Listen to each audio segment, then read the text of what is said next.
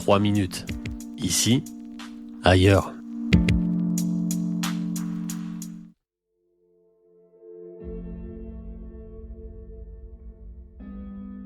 En me lançant dans cette aventure, je m'étais ôté toute pression. J'allais écrire pour parler, pour partager. Bref, rien de nouveau sous le soleil. Comme un journal intime hebdomadaire, en version pas intime du tout, avec l'immense avantage de rester du côté léger de la vie. Parce que bon, en 3 minutes, tu refais pas le monde. Dans le processus, j'ai oublié un détail fondamental. Écrire n'a jamais été un passe-temps.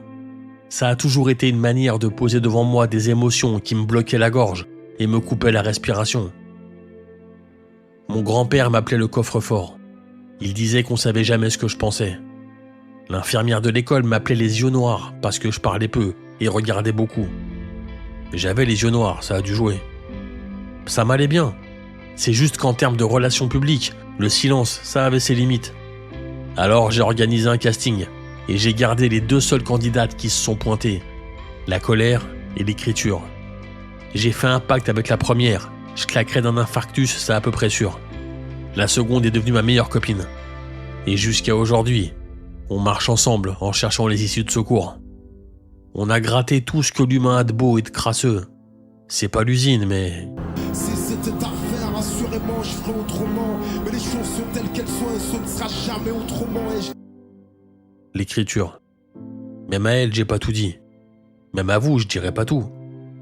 L'autre point d'étape de notre aventure a été de me rendre compte que ce que je gribouillais pouvait intéresser les gens.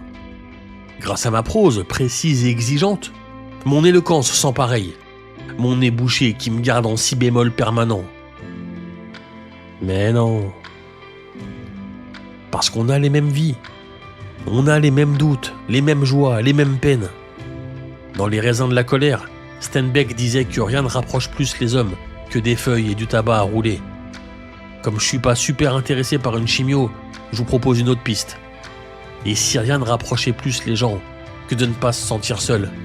Peut-être qu'écrire léger, c'est pas fuir des choses lourdes, mais juste les empêcher de devenir des fardeaux.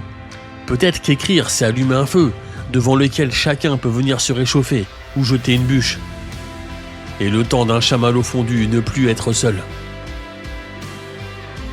L'écriture n'a jamais été un passe-temps. Elle n'a jamais été une thérapie. Elle donne la parole au coffre-fort. Elle fait parler les yeux noirs.